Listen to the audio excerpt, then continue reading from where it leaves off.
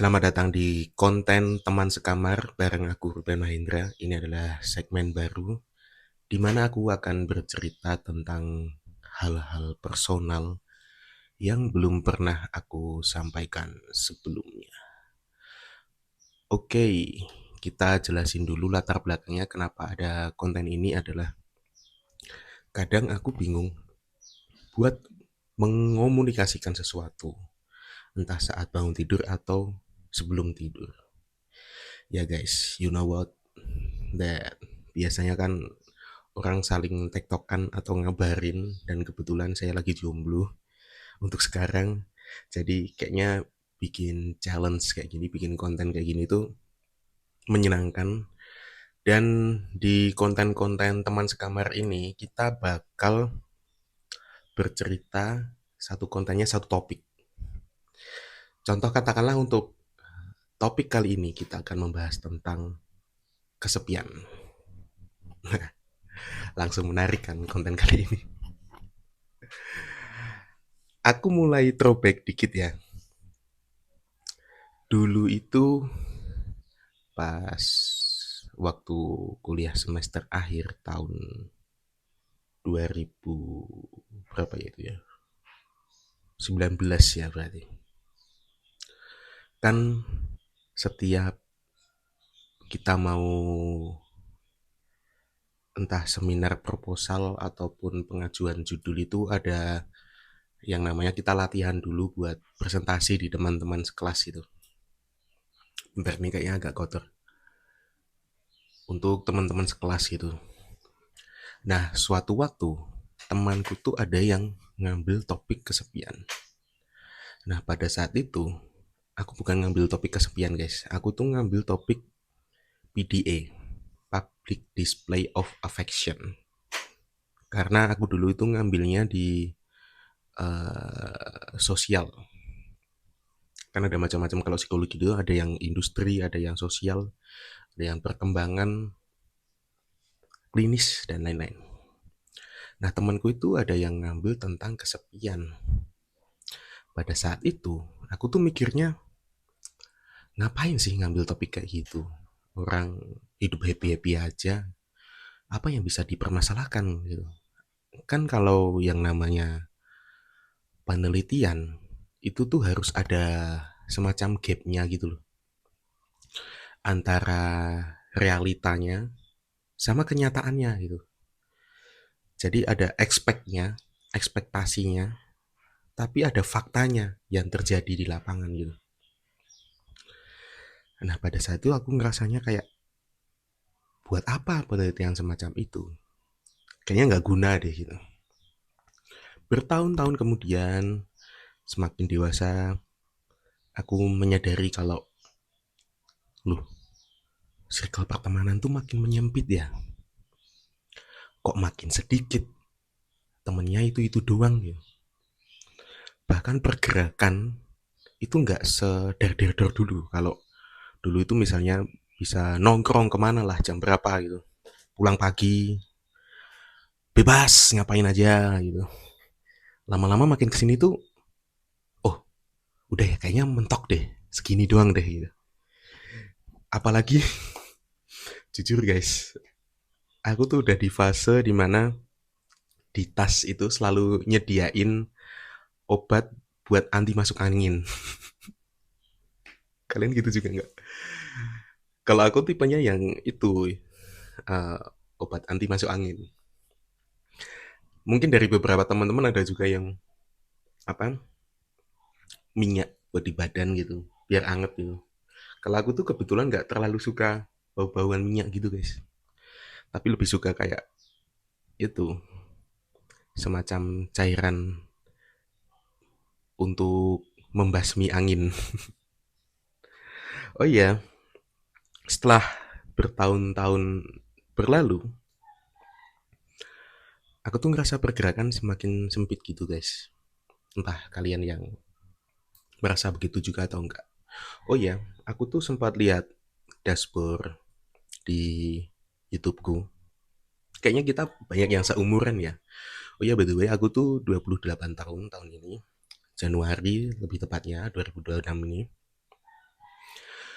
dan sudah melewati fase quarter life crisis yang katanya 25 tahun. Sudah 3 tahun guys menikmati fase itu. Dan sekarang kerasa dimana yang nggak bisa hilang itu adalah cara berpikir. Menurutku cara berpikir itu terbentuk terus setiap tahunnya. Dan sekarang udah semakin matang karena pengalaman yang sudah berbicara gitu. Dulu aku tuh ngiranya kalau yang namanya quotes-quotes itu ideal dan harus kita kejar gitu. Tapi makin kesini tuh makin, oh ya dewasa seperti ini ternyata gitu. Balik lagi ke topik kesepian tadi. Ternyata banyak orang yang mempersepsikan, kan kamu misalnya mempersepsikan aku apa gitu. Oh Ruben orangnya aktif, Ruben banyak kenalannya, Ruben kemana-mana gitu. Padahal itu tidak secara benar 100%. Karena banyak juga orang yang baru kenal aku terus lumayan deket dan intens gitu. Jadi kaget, oh Ruben ternyata orangnya seperti ini gitu. Bentar guys, aku ngopi dulu.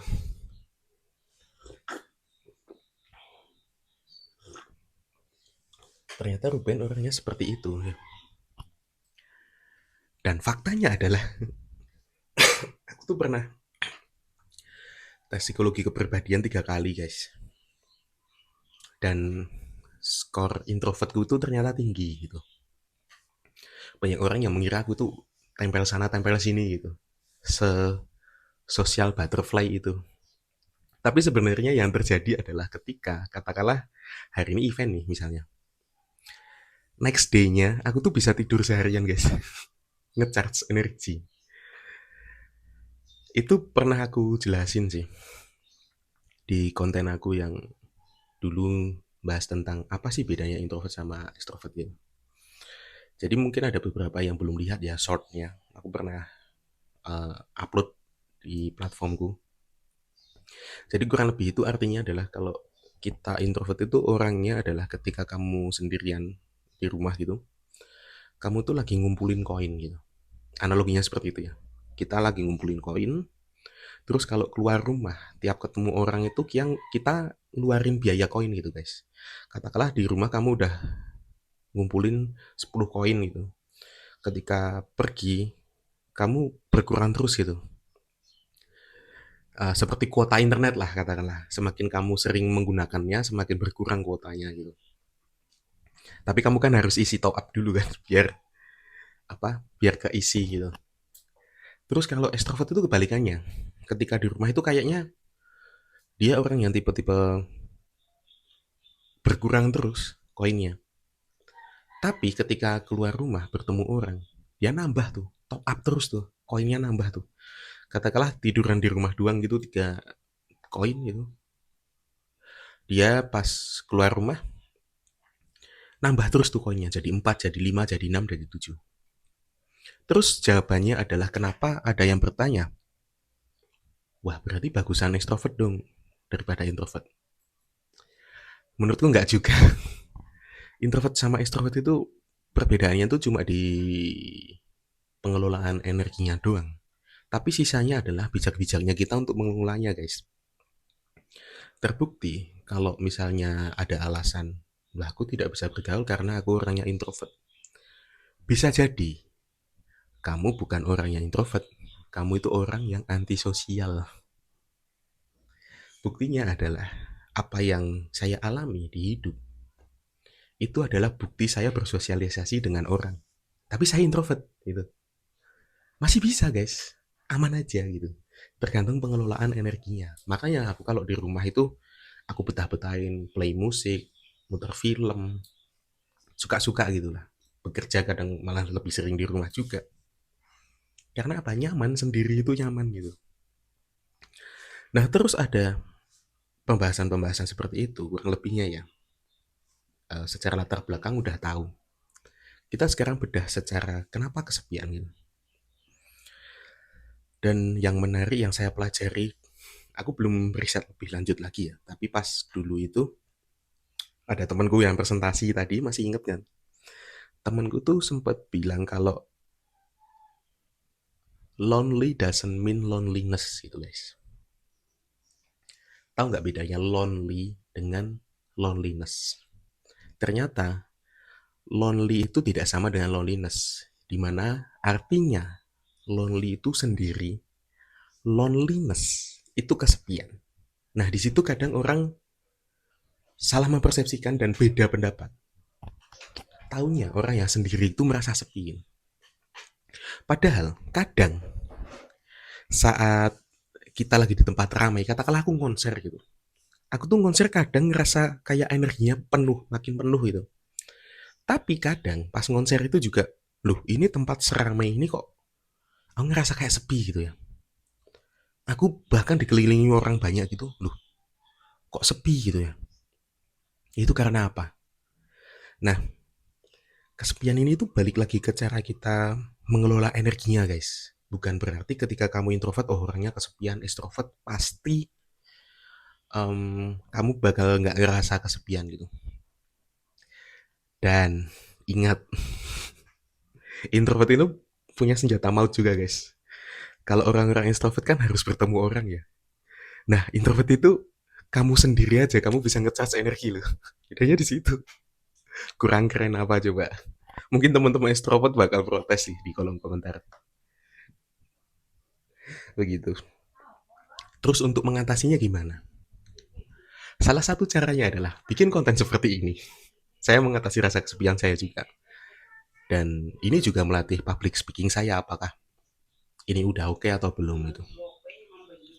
Dan sejujurnya ketika aku bikin-bikin konten seperti ini tuh kadang less effort gitu loh guys. Daripada konsep ini itu. Mungkin kalau kita ngobrolin hal-hal yang seperti itu nanti terlalu melebar ya. Kita fokus ke kesepian dulu. Ini mungkin beberapa tips dari aku yang kadang merasakan kesepian gitu. Kesepian itu tidak akan bekerja ketika kita tidak ngapa-ngapain. Ataupun yang lebih berbahaya lagi adalah ketika kita tidak ngapa-ngapain, tapi pikiran kita ngapa-ngapain. Itu jauh lebih berbahaya. Jadi pengelolaan energinya bisa dikatakan sepandai-pandainya kamu gitu. Misalnya, kamu bisa menyalurkan energi seperti ini. Nah, kamu akan merasa, oh punya temen juga ternyata.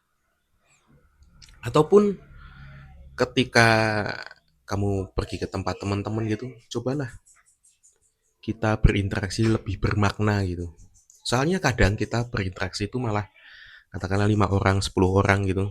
Kita malah mainan HP ataupun kita malah main game sendiri gitu ataupun berkelompok gitu.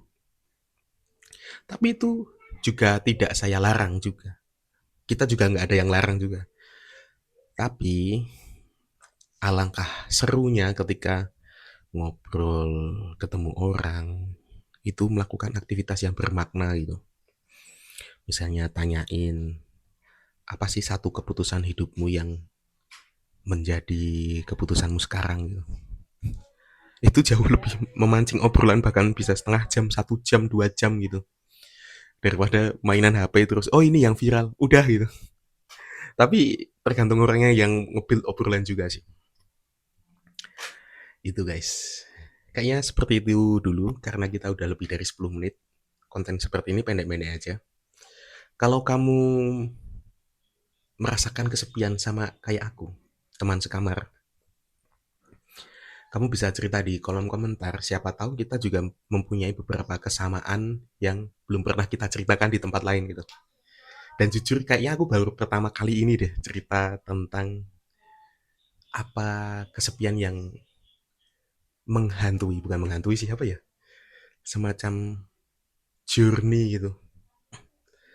Ada langkah melangkah gitu. Ini sepi. Oh, besok ramai lagi gitu. Dan ini kan ya satu kata kuncinya adalah lonely doesn't mean loneliness. Beda ya guys. Sendiri itu bukan berarti kesepian. Kalau kamu punya pendapat lain, silahkan tulis di kolom komentar. Kalau kamu suka video ini, klik tombol like dan share ke teman-teman kamu. Follow aku di @rubenmahendra di segala macam platform. Kita bertemu di sana dan sampai jumpa di video selanjutnya. Thank you, saya Ruben Mahendra, pamit undur diri. Thank you.